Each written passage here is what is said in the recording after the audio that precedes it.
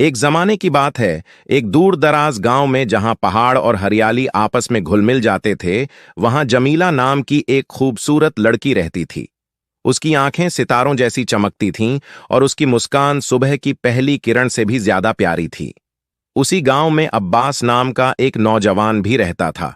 अब्बास एक बहादुर और मेहनती लड़का था, जिसकी आवाज में संगीत और हाथों में हुनर था। दोनों एक दूसरे को बचपन से जानते थे और उनकी दोस्ती धीरे धीरे प्यार में बदल गई थी। उनके प्यार की चर्चा पूरे गांव में थी।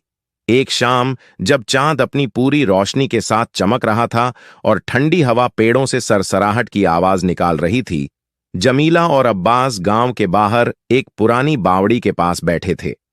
वे अपने भविष्य के सपने बुन रहे थे, एक दूसरे के साथ एक खुशहाल जिंदगी बिताने के ख्वाब देख रहे थे। तभी अचानक एक तेज रोशनी चमकी और उनके सामने एक जिन प्रकट हुआ।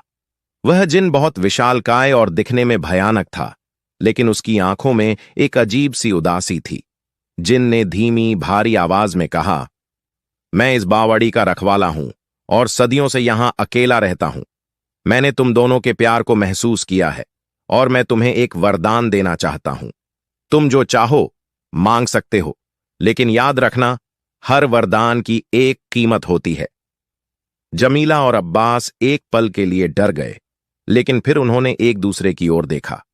अब्बास ने हिम्मत करके कहा, ऐ शक्तिशाली जिन, हम सिर्फ एक दूसरे के साथ रहना चाहते हैं। हमारा प्यार ही हमारा सबसे बड़ा धन है। जिन मुस्कुराया, तुम्हारे प्यार की गहराई ने मुझे प्रभावित किया है। मैं तुम्हें यह वरदान देता हूं कि तुम दोनों हमेशा एक साथ रहोगे, चाहे कितनी भी मुसीबतें क्यों ना आएं। लेकिन जैसा कि मैंने कहा, इसकी एक कीमत है।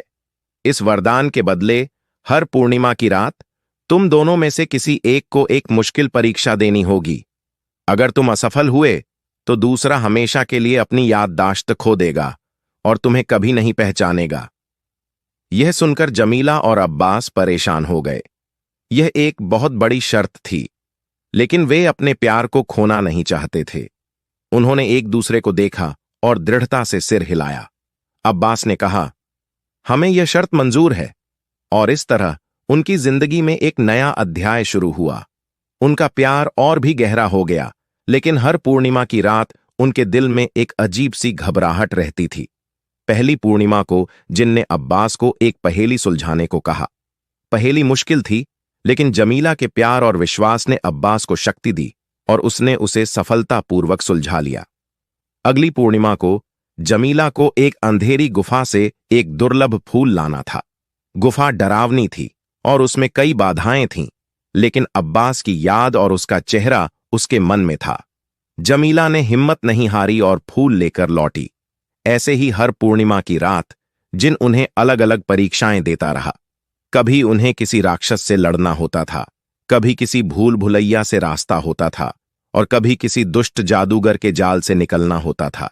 हर परीक्षा में वे एक दूसरे के लिए जीते थे, एक दूसरे के प्यार के लिए लड़ते थे।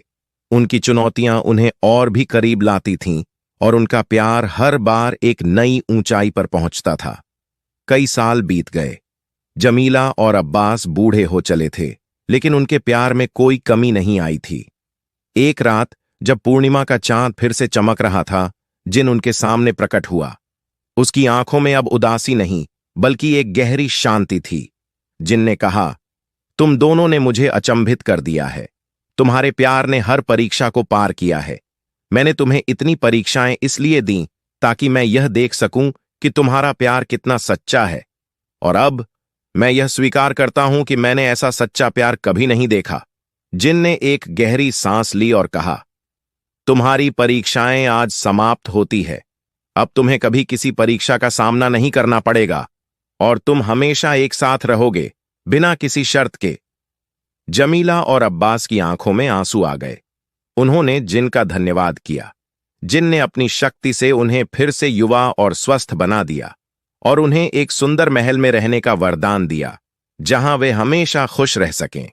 और इस तरह जमीला और अब्बास ने अपनी जिंदगी का हर पल एक दूसरे के प्यार में जिया। उनकी कहानी गांव गांव तक फैली, एक ऐसे प्यार की कहानी जो हर चुनौती का सामना कर सकता था, एक ऐसे प्यार की कहानी जिसे एक जिन भी सलाम करता था। उनका प्यार हमेशा के लिए अमर हो गया, एक मिसाल बन गया कि सच्चा प्यार हर मुश्किल पर विजय पा सकता है।